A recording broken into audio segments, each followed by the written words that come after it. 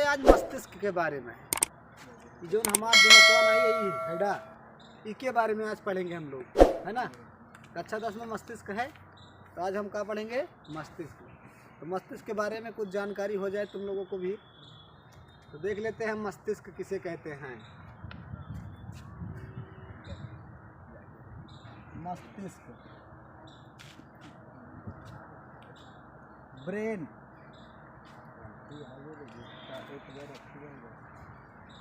मस्तिष्क को अंग्रेजी में क्या कहते हैं, ब्रेन कहते हैं, है ना। मस्तिष्क में जो कोशिकाएं पाई जाती हैं उनको कहा जाता है न्यूरॉन। क्या कहा जाता है, न्यूरॉन। मस्तिष्क की कोशिकाओं को न्यूरॉन कहा जाता है, न्यूरॉन कहा जाता है। मस्तिष्क की कोशिकाओं को क्या कहा जाता है, न्यूरॉन। और मस्तिष्क के अध्ययन को न्यूरोलॉजी कहा जाता है। मस्तिष्क के अध्ययन को क्या कहा जाता है, न्यूरोलॉजी, न्यूरोलॉजी कहा जाता है मस्तिष्क के अध्ययन को। और जो मस्तिष्क का डॉक्टर होता है उसको न्यूरोलॉजिस्ट कहा जाता है, न्यूरोलॉजिस्ट। अगर आपसे कोनो ये पूछे कि कह दे कि हम न्यूरोलॉजिस्ट से मिलकर आ रहे हैं, तो इसका मतलब क्या है, वो किससे मिलकर आ रहा है, सिर के डॉक्टर से। किससे मिलकर आ रहा है, सिर के डॉक्टर से मिलकर आ रहा है। और आपसे ये कहेगा, इसकी कुछ और ख़ास बातें हैं।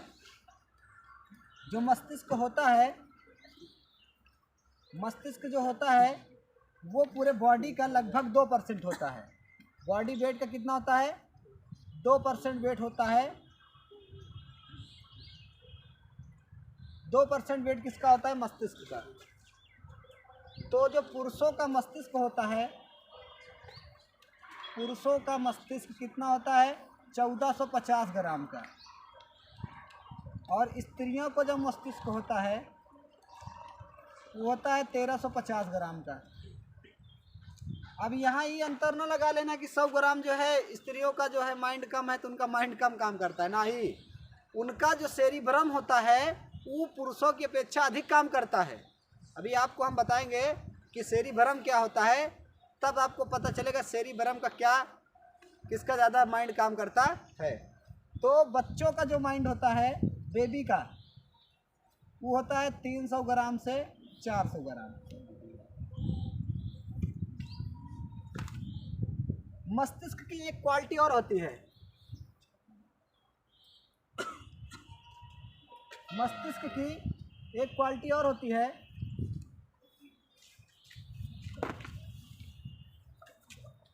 ब्रेन, मस्तिष्क की एक क्वालिटी और होती है।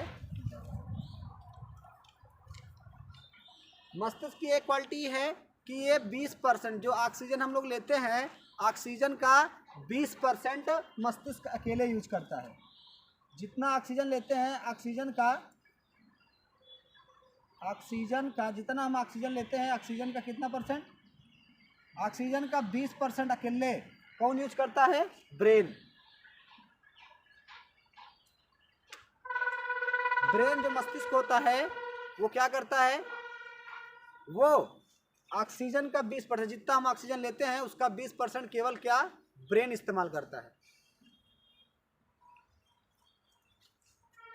ऑक्सीजन जो हमारी बॉडी में होती है वो लगभग 65% होती है। शरीर में जो ऑक्सीजन होती है, ऑक्सीजन की मात्रा सबसे अधिक होती है बॉडी में।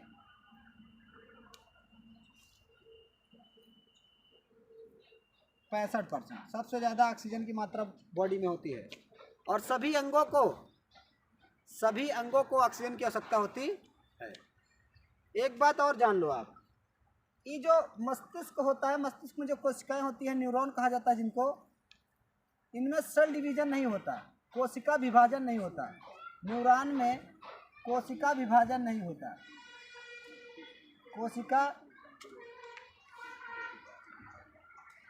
विभाजन नहीं होता।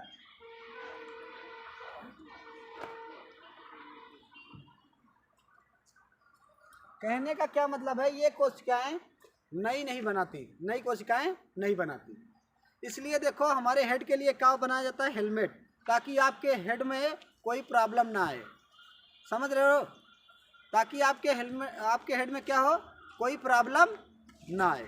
अगर आप गिरो या कहीं लड़ो तो क्या हो, आपके हेड में क्या हो, प्रॉब्लम ना आए। नहीं तो जो कोशिकाएं वहाँ की न्यूरॉन जो न्यूरॉन कोशिकाएं मर जाएंगी, जो कोशिकाएं मर जाएंगी वो दोबारा क्या होगा, दोबारा उत्पन्न नहीं होती, और क्या होगा, आपका माइंड खराब होना शुरू हो जाएगा, है ना।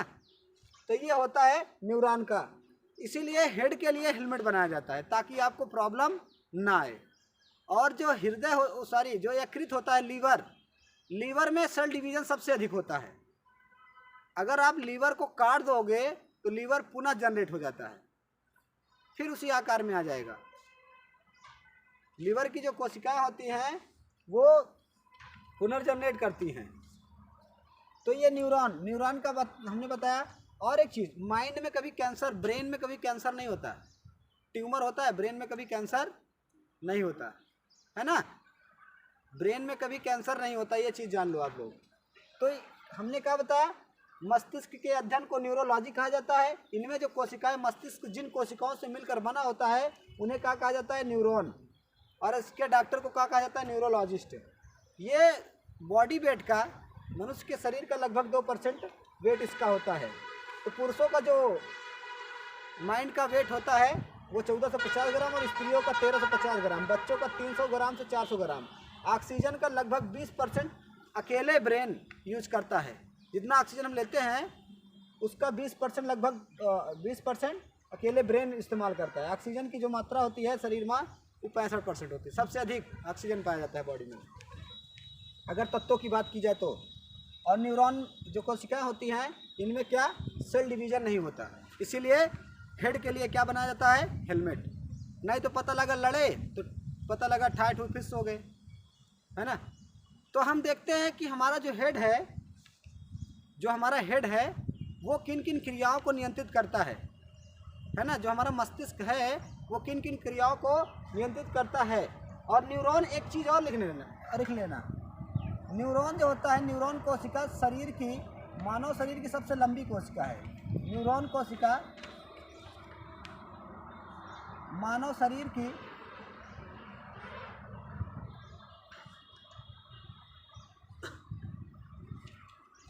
सबसे लंबी कोशिका है। सबसे लंबी कोशिका कौन सी होती है, न्यूरॉन। तो न्यूरॉन कोशिका जो होती है मानव शरीर की सबसे लंबी कोशिका होती है। मानव शरीर की सबसे बड़ी कोशिका कौन सी होती है, वो होती है अंडाणु। और जो मानव शरीर की सबसे छोटी कोशिका वो होती है शुक्राणु, है ना। तो हम देख लेते हैं मस्तिष्क के प्रकार, मस्तिष्क कितने प्रकार, मस्तिष्क के भाग देख लेते हैं। अब भाई मस्तिष्क के बारे में पढ़ना है तो डिटेल रूप से पढ़ते हैं। तो मस्तिष्क के पार्ट देख लेते हैं।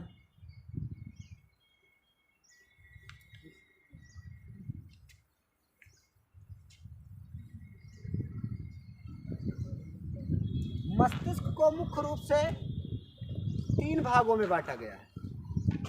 मस्तिष्क को कुल मिला के कितने भागों में बांटा गया है, 3 भागों में। देखते हैं कौन कौन सा भाग है मस्तिष्क का।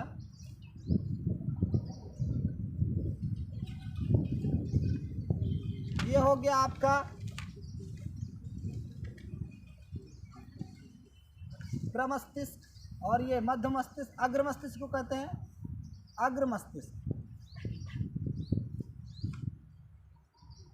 अग्र मस्तिष्क, मध्य मस्तिष्क,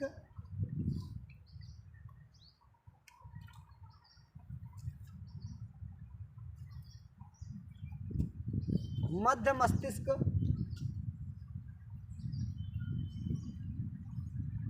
और ये है पश्चिम मस्तिष्क।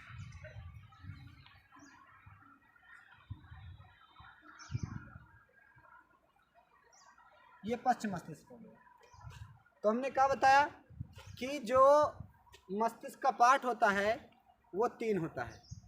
कौन कौन सा, अग्र मस्तिष्क, मध्य मस्तिष्क और पश्चिम मस्तिष्क। जो हमारे जो हमारा ये ब्रेन है इसके कितने पार्ट होते हैं, 3। ये तो ऊपर का खोपड़ी है ना, इसमें क्या होता है, 3 मस्तिष्क होते हैं इस हेड में। अगर हम ऐसे खड़े हो जाए तो इसमें क्या होता है, 3 हेड होते हैं, 3 मस्तिष्क होते हैं, है ना। तो एक होता है अग्र मस्तिष्क, एक मध्य मस्तिष्क, एक पश्चिम मस्तिष्क। अगर आपसे पूछा जाए सबसे बड़ा इसमें कौन होता है, अग्र मस्तिष्क। ये क्या होता है, सबसे बड़ा। सबसे बड़ा मस्तिष्क जो होता है वो अग्र मस्तिष्क होता है। ये सबसे छोटा होता है। जो मध्य मस्तिष्क होता है वो सबसे छोटा होता है। तो सबसे बड़ा मस्तिष्क अगर आपसे पूछेगा तो कौन है, अग्र मस्तिष्क। और सबसे छोटा जो मस्तिष्क पूछेगा तो मध्य मस्तिष्क आपको बताना रहेगा। अगर ये सबसे बड़ा है तो इसके भी कई डिवीज़न होंगे भाई, कई पार्ट होंगे। तो हम देखते हैं जो अग्र मस्तिष्क है, अग्र मस्तिष्क के 3 पार्ट होते हैं। अग्र मस्तिष्क के 3 पार्ट हैं। एक होता है प्रमस्तिष्क,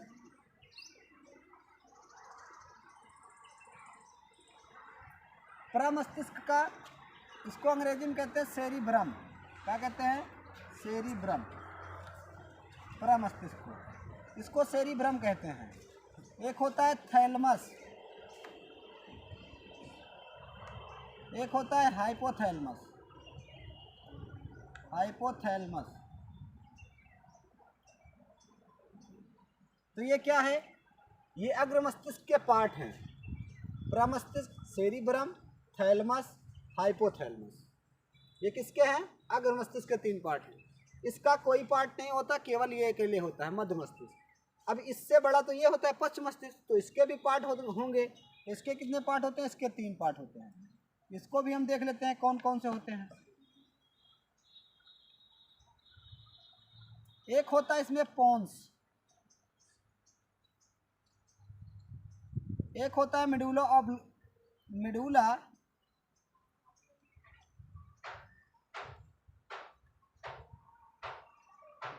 ऑब्लिगेटा,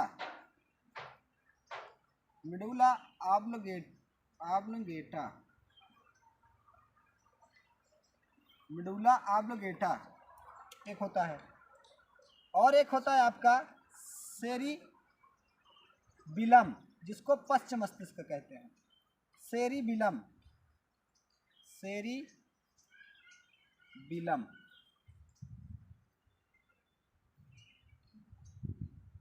ये चीज आप ध्यान देना। सेरिबिलम और सेरिब्रम में अंतर है। अगर आपसे पूछेगा सेरिब्रम किसका पार्ट है तो वो किसका है, अग्र मस्तिष्क का। लेकिन अगर आपसे पूछेगा सेरिबिलम किसका पार्ट है तो ये किसका होता है, ये पश्चिम मस्तिष्क का भाग होता है। ये चीज ध्यान देना। ई का है सेरिबिलम और ई का है सेरिब्रम, है दोनों सेम टू सेम ना भाई। जब एग्जाम में आ जाता है तो बच्चों का दिमाग लड़खड़ा जाता है कि सेरिबिलम और सेरिब्रम क्या है। तो सेरिबिलम क्या होता है, ये पश्चिम मस्तिष्क का भाग होता है। लेकिन जो सेरिब्रम होता है वो किसका होता है, अग्र मस्तिष्क का भाग होता है। अब हम इसको क्या करेंगे, एक एक पढ़ेंगे कि प्रमस्तिष्क सेरिब्रम का क्या कार्य होता है, थैलमस का क्या कार्य होता है, हाइपोथैलमस का क्या कार्य होता है, पोन्स का, मेडुला ऑब्लिगेटा का क्या हाल होता है, क्या कार्य करता है, सेरिबिलम क्या, और ये मध्य मस्तिष्क का क्या कार्य है। तो हम क्या करेंगे, एक एक का पढ़ेंगे। सबसे पहले हम देखेंगे प्रमस्तिष्क सेरिब्रम के बारे में, है ना। तो हम सेरिब्रम के बारे में सबसे पहले पढ़ते हैं।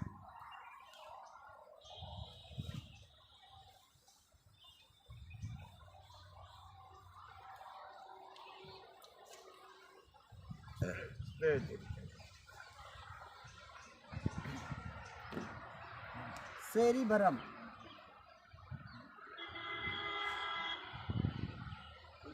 जिसको क्या कहा जाता है हिंदी में, प्रमस्तिष्क।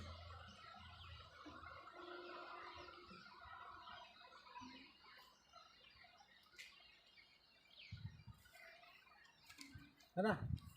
सेरिब्रम का क्या कार्य होता है ये चीज़ देखते हैं हम कि सेरिब्रम भाई क्या क्या कार्य करता है। सबसे पहले तो इस सेरिब्रम के 4 पार्ट होते हैं, कुल मिला के 5 पार्ट होते हैं। एक क्या होता है हार्ड डिस्क जिसको कहते हैं हम, ये सेरिब्रम में ही होता है ना। तो इसमें क्या होता है, सेरिब्रम में 5 पार्ट होते हैं। कितने, 5 पार्ट होते हैं सेरिब्रम में।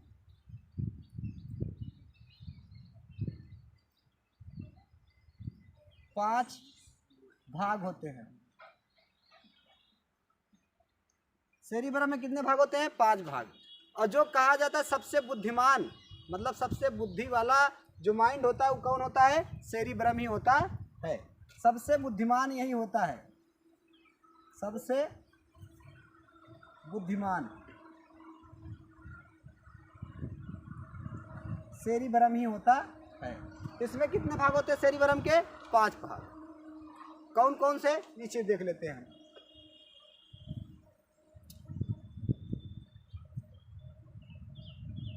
एक होता है फ्रंटल लैब। क्या होता है? Frontal lobe. एक होता है पेरिटल लोब।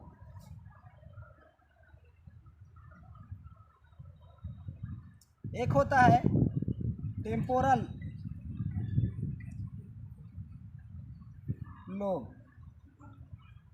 और एक होता है ओसिपिटल या आसिपटल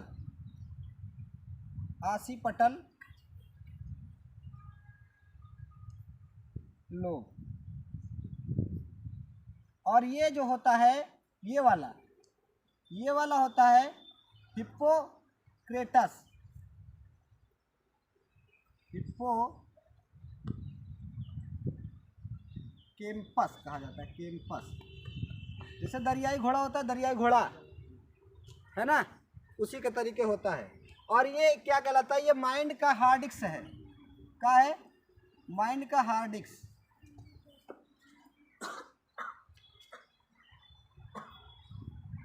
मतलब कहने का कि इसी में स्टोरेज होता है, माइंड का हार्ड डिस्क है ये। जैसे हम कोई मूवी वगैरह स्टोर करते हैं ना, पेन ड्राइव वगैरह में स्टोरेज करते हैं, तो क्या है? ये हिप्पोकैम्पस में क्या होता है आपका? यही हार्ड डिस्क कहलाएगा। इसी में क्या होता है? जो आपका कोई डाटा है ना, ये इसी में स्टोरेज होता है। अब हम देखते हैं फ्रंटल लोब क्या होता है। सबका अलग अलग तरीके से हम देखते हैं। फ्रंटल लोब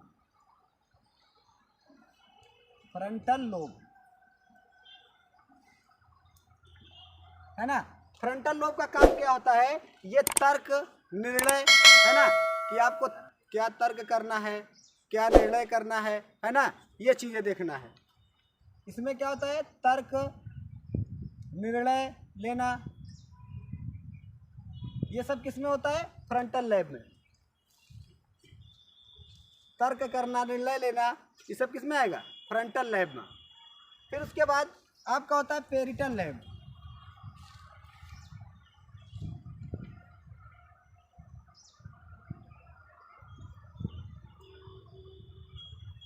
पेरिटल लोब में क्या होता है?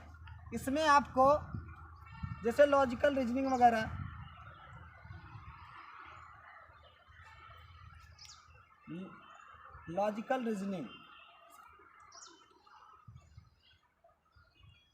ये हो गया।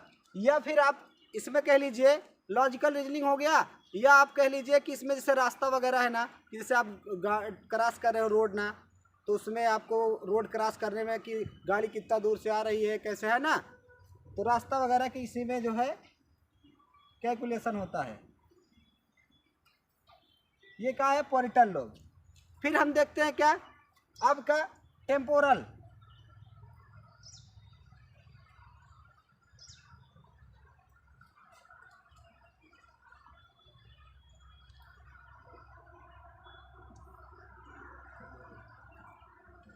टेम्पोरल लोब में क्या होता है? जैसे आप सोते रहोगे, सुन लेते हो ना, तो सोते समय सुनना, जैसे कोई बुला दिया तो हाँ कर रहे हो ना, तो क्या है?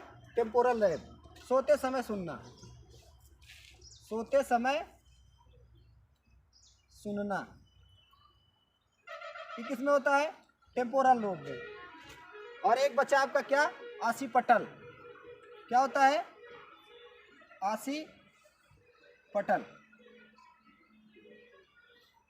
आसिपटल लोब में क्या होता है? आप ये चीज जान लो, जैसे सपना वगैरह देखते हैं ना, सपना वगैरह तो इसी में देखा जाता है, समझ रहे हो ना, सपना वगैरह इसी में देखा जाता है।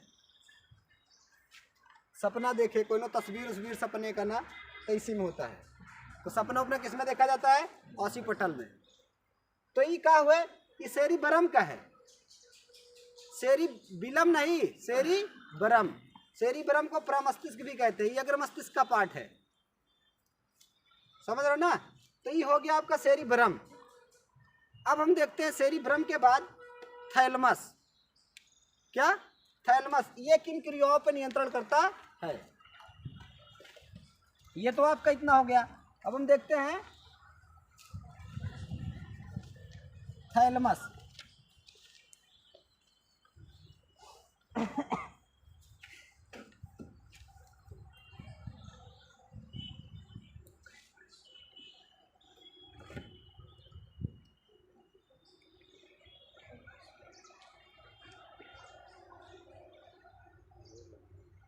थैलमस का क्या कार्य है ये चीज देखते हैं। थैलमस क्या करता है? तीन क्रियाओं पर नियंत्रण करता है। सबसे पहला क्या है? नाक। नाक का मतलब ये गंध पर, किस पर? गंध पर। आपके सूंघने की जो है क्षमता को नियंत्रित करता है ये थैलमस। नंबर 1 क्या है? नाक पर, है ना। दूसरा क्या है? त्वचा। किस पर नियंत्रण करता है? त्वचा पर। त्वचा पर नियंत्रण करने का क्या मतलब है कि जैसे आपको गर्म ठंडा महसूस हो रहा है ना, तो गर्म ठंडा महसूस किससे होगा? आपका गर्म ठंडा किससे महसूस होगा? ये सब किससे महसूस होता है? त्वचा से, है ना। भाई अगर आपसे पूछेगा गर्म ठंडा जैसे महसूस हो रहा है तो इसका मतलब क्या हुआ? ये त्वचा से हो रहा है। एक होता है जीभ। क्या होता है? जीभ। जीभ का कंट्रोल कौन करता है? यही। तो जीभ जो आप कुछ खाए ना, उसका स्वाद, है ना, क्या करता है? ये स्वाद का नियंत्रण करता है, बताएगा आपको कैसा है, कैसा लग रहा है ना। तो ये क्या है आपका? थैलमस। थैलमस का कार्य यही होता है। क्या करता है? नाक मतलब सूंघे, त्वचा उस गर्म ठंडा, जीभ स्वाद, है ना। फिर इसके बाद मस्तिष्क, अग्र मस्तिष्क का जो तीसरा पार्ट होता है वो होता है हाइपोथैलेमस। क्या होता है? हाइपोथैलेमस। हाइपोथैलेमस क्या होता है ये चीज देख लेते हैं हम, है ना। भाई हाइपोथैलेमस के बारे में जान लेते हैं थोड़ा सा। हाइपोथैलेमस जो होता है ये तापमान को नियंत्रित करता है। किसको? तापमान को। सबसे पहला बात, तापमान नियंत्रित करता है, आपकी बॉडी का तापमान नियंत्रित करता है। हाइपोथैलेमस क्या करता है? आपके बॉडी का टेम्परेचर जो होता है उसको नियंत्रित करता है। और दूसरी और क्या बातें हैं? जैसे प्यार आना, गुस्सा आना, नफरत करना, है ना, ये जितनी भी क्रिया होंगी सब क्या करेगा? हाइपोथैलेमस। मतलब गुस्सा करना ये सब नियंत्रित यही करेगा। अगर किसी को गुस्सा आ रहा है इसका मतलब हाइपोथैलेमस उसका क्या कर रहा है? ज्यादा कार्य कर रहा है। गुस्सा आना, प्यार होना, प्यार आना जिसको कहते हैं, और क्या कहते हैं? नफरत करना ना। तो ये सारी चीजें जो संवैधानिक क्रियाएं हैं ये सब क्या है? ये हाइपोथैलेमस के अंतर्गत आती हैं, है ना। तो ये हो गया थैलेमस, हाइपोथैलेमस और प्रमस्तिष्क। तो ये क्या होता है भैया? ये आपका अग्र मस्तिष्क का पार्ट है। इतना आपका अग्र मस्तिष्क है। अब हम देखते हैं मध्य मस्तिष्क। तो जो मध्य मस्तिष्क होता है उनका छोटा है, तो छोटा ही काम होता है उसका, है ना।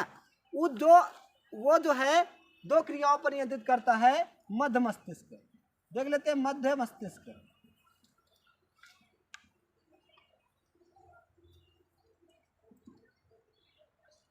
मध्य मस्तिष्क किस पे कार्य करता है? देखो किसको किस पे कंट्रोल करता है, किसका किसका नियंत्रण करता है। सबसे पहले तो अपनी आपकी आंख का। किस पर? आंख।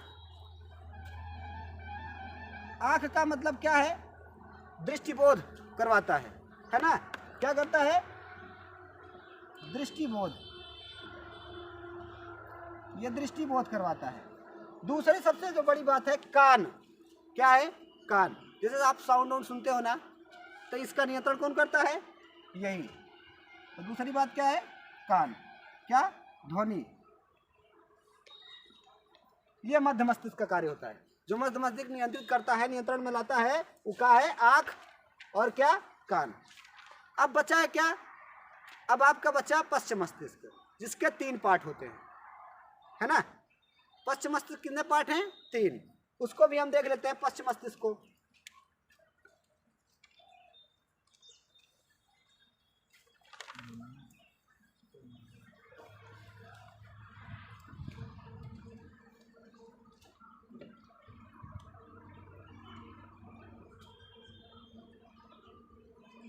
पश्च मस्तिष्क, पश्च मस्तिष्क में हमने आपको सबसे पहले बताया था पोन्स। क्या बताया था? पोन्स। पोन्स का क्या कार्य क्या होता है, ये चीज देख लेते हैं हम। ये क्या करता है, आपको सूचना, जो आपके माइंड में सूचना जाती है, ये पोन्स के माध्यम से ही जाती है। यही सूचना आपके माइंड तक ले जाता है। मतलब सूचना, ये सूचना प्रसारण समझ लो, इसका सूचना पहुंचाता है ये पोन्स जो होता है ना। जितनी भी सूचनाएं होती हैं पोन्स के माध्यम से ही आपके माइंड को जाती है, आपके ब्रेन को यही ले पहुंचाता है। कौन? पोन्स, है ना। फिर उसके बाद हमने आपको क्या बताया था? पोन्स के बाद आपको हमने बताया होगा कि सेरिबिलम, है ना। सेरिबिलम नहीं तो आपको बताया था मेडुला ऑब्लिगेटा। मेडुला ऑब्लिगेटा, इसका काम क्या होता है? ये क्या करता है? अनैच्छिक क्रियाओं पर नियंत्रण करता है। किस पर? अनैच्छिक क्रियाओं पर।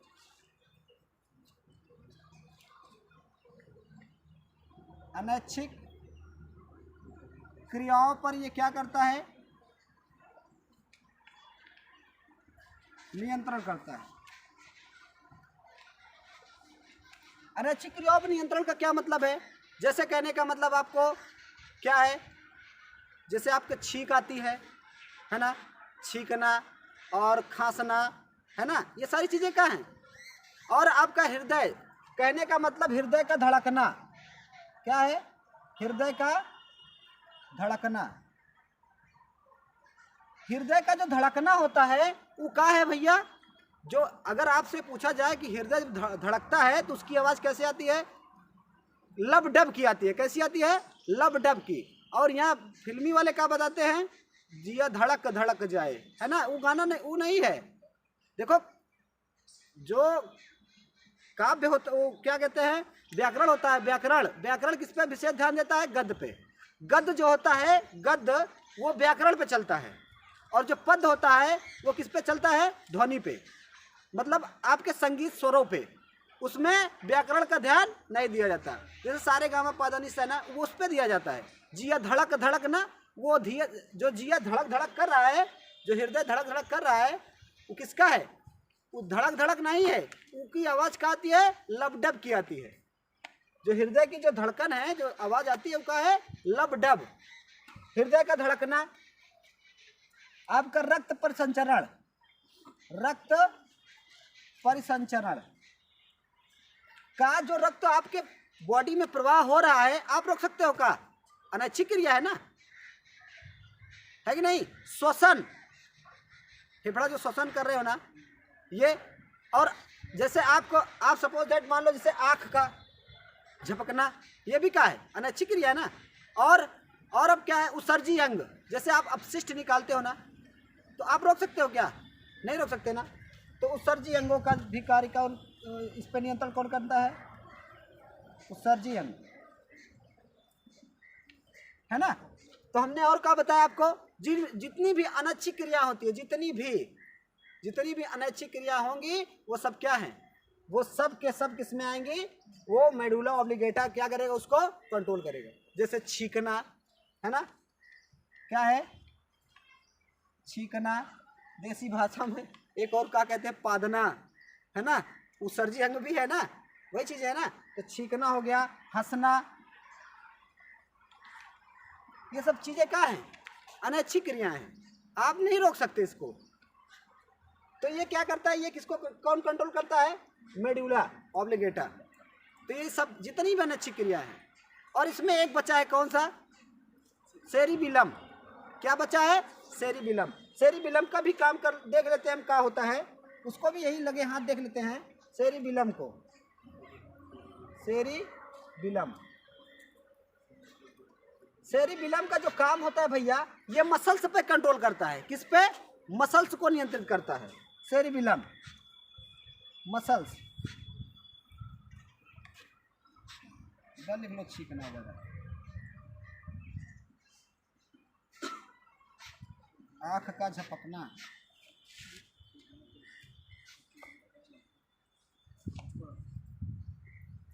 ये जो सेरिबिलम होता है ये क्या करता है, मसल्स को, किसको कंट्रोल करता है, मसल को। आपकी जो मांसपेशियां होती है ना, इनका कंट्रोल यही करता है। तो जब आदमी दारू पी लेता है, आपसे पूछेगा कि भैया ये बताओ, आदमी जब दारू पीता है तो उसका इफेक्ट कहाँ जाता है, तो किस पे पड़ता है, सेरिबिलम पे। अगर सेरिबिलम नहीं दिया है तो आपको देगा अग्र मस्तिष्क, मध्य मस्तिष्क, पश्च मस्तिष्क। अगर 1 नंबर के क्वेश्चन में पूछेगा तो क्या कहेगा, अग्र मस्तिष्क, पश्च मस्तिष्क, या इनमें से कोई नहीं। तो आप क्या करोगे, पश्च मस्तिष्क। क्या करोगे, पश्च मस्तिष्क, क्योंकि सेरिबिलम किसका पार्ट होता है, पश्च मस्तिष्क का। तो ये क्या करता है, मसल्स पे कंट्रोल करता है। आप दारू पी लिए ना, अल्कोहल का सेवन कर लिए, तो क्या करता है, ये पश्च मस्तिष्क पे क्या करता है, प्रभाव डालता है। तो ये क्या करता है, कंट्रोल मतलब नियंत्रण खो देता है। तो जो देखो जवान वगैरह लड़बड़ाने लगती है ना, जवान वगैरह क्या होने लगती है, लड़बड़ाने लगती है। आदमी कहाँ पैर रख रहा है, कहाँ जा रहा है ना, क्योंकि उसके मसल्स का जो कंट्रोल है वो खो गया है। तो अगर आपसे पूछा जाएगा दारू का जो इफेक्ट होता है, अल्कोहल का जो इफेक्ट होता है, अल्कोहल का प्रभाव किस पर होता है, अल्कोहल का प्रभाव पश्च मस्तिष्क पर।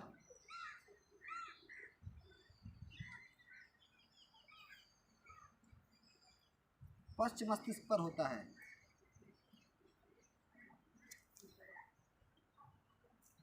ये है सेरिबिलम। अगर ये सब आप पढ़े रहोगे तो आगे चल के आपको फायदा देगा। जैसे रेलवे ग्रुप डी वगैरह है ना, उसमें सब मस्त पूरा मतलब साइंस पूछता है। साइंस का क्या मतलब है, आपका केमिस्ट्री भी पूछेगा, फिजिक्स भी पूछेगा, बायो भी पूछेगा। इसका मतलब नहीं कि साइंस का मतलब फिजिक्स केमिस्ट्री आप पढ़े हो तो केवल फिजिक्स केमिस्ट्री है। साइंस का मतलब कक्षा 10 तक, अगर कक्षा 10 तक का साइंस पूछा ना, उसमें आपसे सब पूछेगा। समझ रहे हो। तो ये होता है आपका क्या, मस्तिष्क। तो इतना मस्तिष्क के बारे में आप जानते रहो। अगर इतना जानते हो तो काफ़ी कुछ जानते हो। तो आज के लिए इतना ही।